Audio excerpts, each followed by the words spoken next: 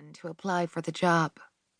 Tiffany hoped she'd eventually be able to leave the store in the other woman's hands so she could take an occasional break to spend time with her daughter.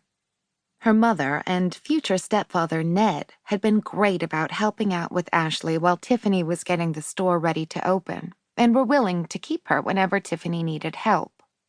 Once she got the store up and running, she also hoped to jumpstart her social life.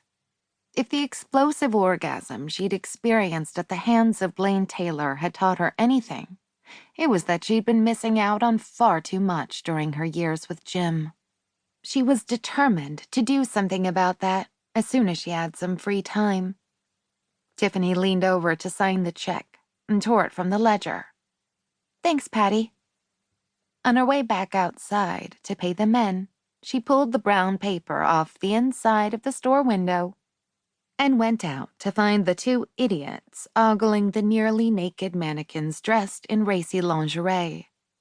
She'd gone with a red theme for her first window: lacy teddies and silk nightgowns, sets of bras and panties, a large bottle of massage oil and lube that heated on contact. "Holy smokes, lady," the older one sputtered. "I don't know what you think you're doing here, but this ain't that kind of island." Tiffany forced a smile when she really wanted to scream. "What kind of island is it?" she asked sweetly. "The kind where no one has sex?" He stared at her as if he couldn't believe she'd said that. Snatching the check from her hand, he tilted his head to tell his partner to get in the truck. Tiffany happened to glance down to find the younger man sporting an erection. She smiled when his startled eyes met hers. "Come on back soon," she said in her best baby doll voice, "and buy something sexy for your lady and yourself." Flustered, he bolted to the truck. The men left rubber in their haste to get out of there. Watching them go, Tiffany experienced a twinge of apprehension. What if everyone in the conservative island town reacted the same way? The next morning, she got up early to shower. As she spent extra time on her hair and makeup, her heart pounded with excitement and anticipation. Opening day.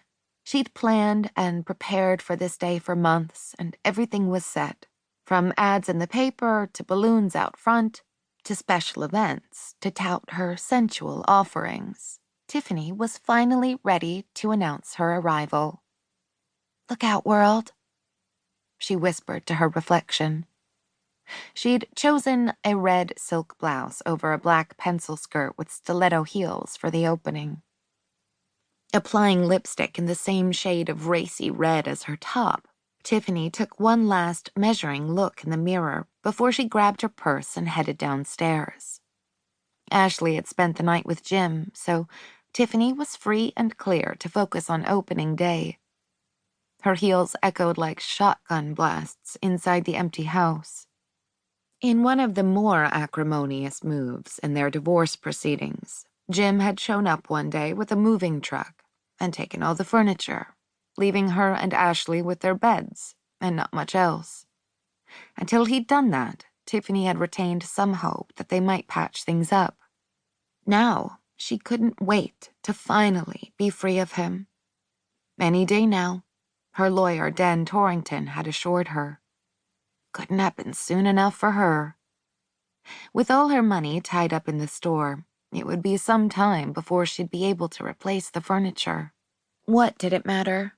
They had what they needed, although she'd been astounded by how fast her savings had dwindled once she'd started buying inventory, shelving units, a computer, a cash register, and everything else she needed to open the store. "It'll all be fine once the money starts rolling in," she reminded herself in a sing-song voice. For the millionth time since their encounter in the kitchen, Tiffany thought of Blaine and how much she wished she could share her excitement with him. Why him, though? Well, why not him? If he could make her come like a cannon with just his fingers, imagine what he could do with his tongue or that impressive shaft he'd pressed against her.